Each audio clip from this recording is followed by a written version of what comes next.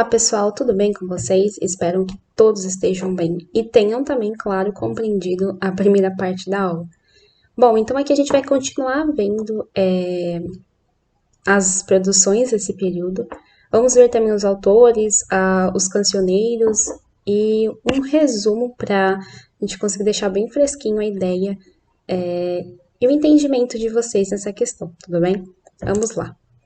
Então, como dito anteriormente, nós paramos nas novelas de cavalaria e vamos trazer um pouquinho dos elementos como luta e guerra e principalmente como temática central as vivências singulares de cavaleiros.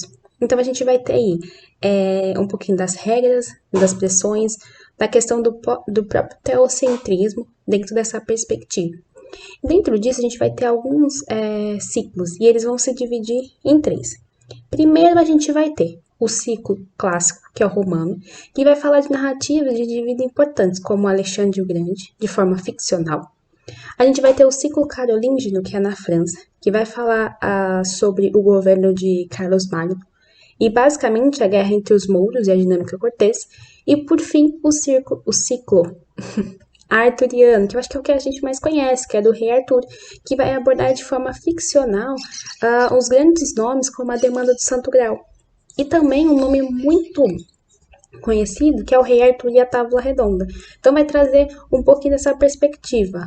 Notem que aqui eles falam de fatos, né?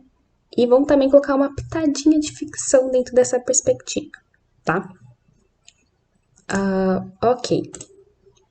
As nossas próximas produções são as agiografias, e basicamente são registro de informações, mas de informações do quê? Essas informações são informações diretamente relacionadas a elementos que vão estar ligados com a igreja. Então, por exemplo, história de Jesus, dos santos, dos anjos. Então, são todas essas informações que vão trazer documentos doutrinários para esse grupo. Por fim, a gente tem as genealogias, que são gêneros de linhagem.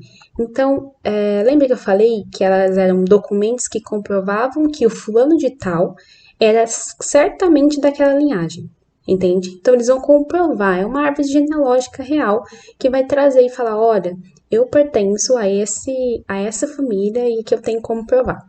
E eu trouxe para vocês aqui uma imagem que é muito, se você parar para olhar, eu não sei se vocês conseguem olhar com precisão, mas como detalhado é esse documento, né? A gente tem aqui os reis, né? A figura dos reis aqui do lado. A gente tem uma árvore muito bem detalhada. Aí a gente tem aqui, provavelmente seja, então, os nomes, né, de cada um. Isso aqui comprova, um documento que vai comprovar que você faz parte dessa linhagem. Outro elemento muito importante que né, nesse período são os cancioneiros. Os cancioneiros é a compilação de textos. Então, os cancioneiros eles são muito importantes porque eles possibilitam que nós, hoje, tenhamos, então, acesso a documentos que são extremamente antigos. A gente está falando aí da Idade Média. É muito tempo. Então, nós temos aí um documento que vai guardar e vai nos apresentar e possibilitar que a gente tenha, então, contato com esses escritos. E a gente tem 3, né, são os principais. A gente tem o Cancioneiro da Ajuda, que é do século XIII, e aí ele tem 310 textos. A gente tem um Cancioneiro Vaticano, no século XVI. Ele tem 1225 textos, deixa eu colocar para vocês. 1205 textos. A gente tem o do Colonos e Brancoche, que tem 1664 textos. Tá? Então, é um compilado de todos os textos e que cada um se encontra em um lugar diferente, obviamente. Então, é basicamente essa imagem que vocês estão podendo ver aqui, né? Um livro que vai acomodar todos esses textos. E já pensaram o quão importante é ter esse livro? Né? Então, se acontecer de perder, ele vai ser extremamente... Nossa, eu gosto de pensar nisso. Mas, enfim... Os outros autores. Nós temos como autor principal Dom Dinis, o rei de Portugal. Ele vai ter aí por volta de 140 textos, tá? E aí ele tem esse destaque maior. Notem que todas as pessoas que estão aqui são pessoas da nobreza, né? Então a gente vai ter como outros autores Afonso Sandres, Aires Nunes, João Garcia de Guilherme, Martim Candor e o pai Soares Taverosa, né? Como dito, ele abriu as portas para que as pessoas pudessem ter a possibilidade, então, de dar continuidade, mas ele não é o nosso principal aqui no momento. Ok, falamos. Então, vamos para a revisão. O trovadorismo, então, ele está dentro de um período intitulado como Idade Média, que vai aí do século V depois de Cristo ao século XV depois de Cristo, totalizando aí 1000 anos, tá, galera?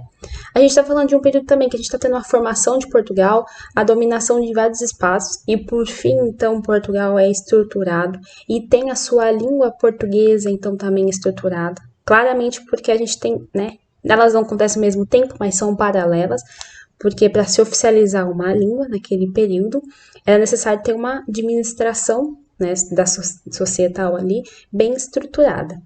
A gente tem, então, uma organização societária, perdão que está muito claro, o domínio político, o feudalismo, lembra lá que a gente está falando do senhor feudal, alguém que detinha uma grande quantidade de terras e, por consequência, os próprios servos.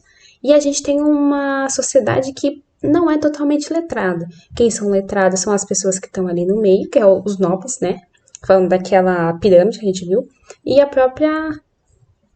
próprio clero, né? Obviamente. A gente tem uma sociedade teocêntrica, teocentrismo, então a regra, né? A sociedade, a produção literária, é tudo perpassado por esse grupo, né? E eles vão filtrar o que vai passar e o que não vai passar também. O que era produzido naquele momento? A gente tem gêneros aí, como as cantigas, que são prosas musicadas, e elas vão se dividir em líricas e satíricas.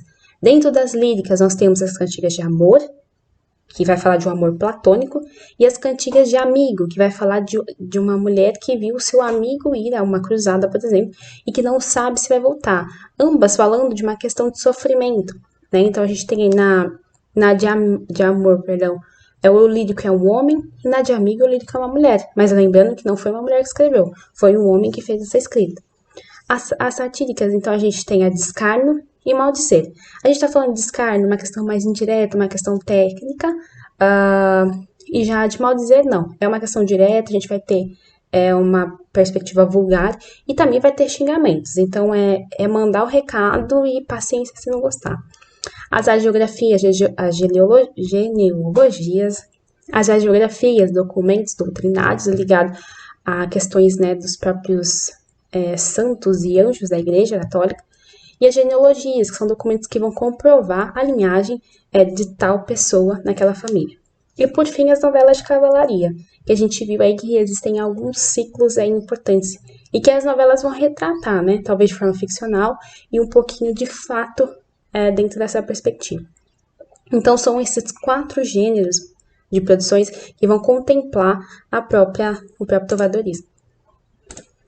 E, por fim, os cancioneiros. Os cancioneiros são a compilação de textos, né, esse livro que a gente viu posteriormente, que vai possibilitar, então, que nós tenhamos hoje acesso a esses escritos.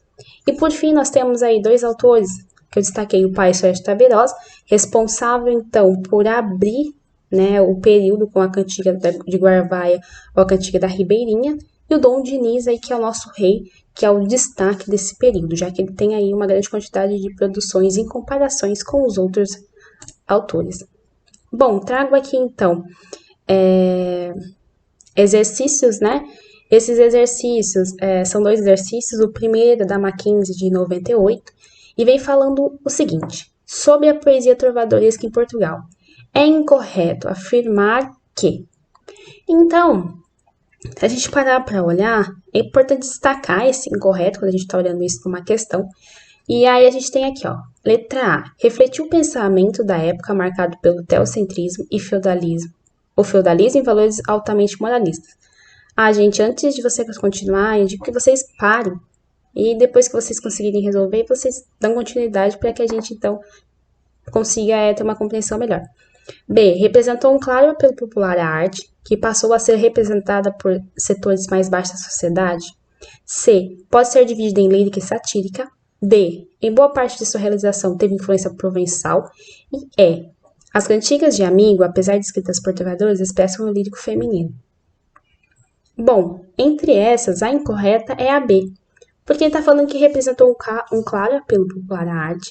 As cantigas, elas são de cunho popular, mas popular devido à forma que elas eram apresentadas. Então, elas eram apresentadas em um espaço aberto, em feiras, em castelos, devido a isso, que passou a ser representada por setores mais baixos da sociedade. Vocês lembram que eu falei que as únicas pessoas que detinham, né, a possibilidade, então, de ler e escrever era o clero e a nobreza?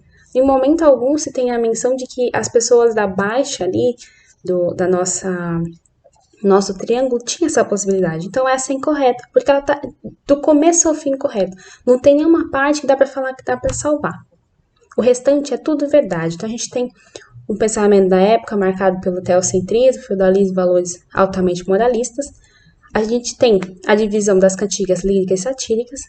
Ela tem uma realização e influência provençal, lembra, lá na França. E as cantigas de amigo, realmente, elas são escritas por homens, mas o eu lírico é feminino. A última, que é do IFSP,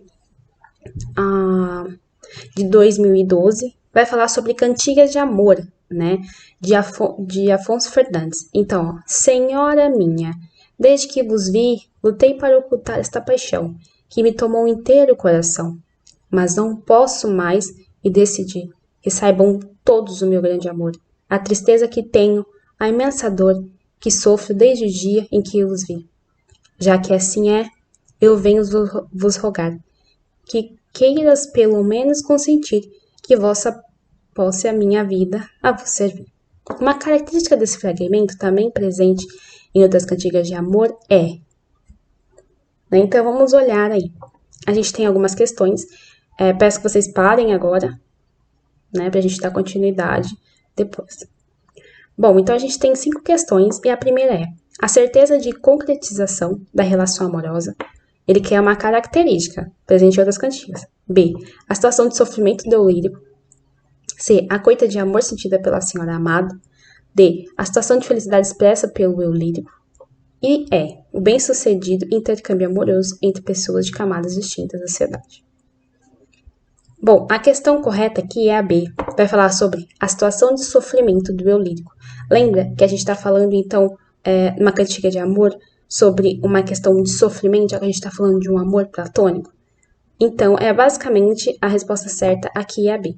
Bom, pessoal, eu espero que vocês tenham entendido, tá? Essa parte ficou relativamente curta, porque era só para complementar.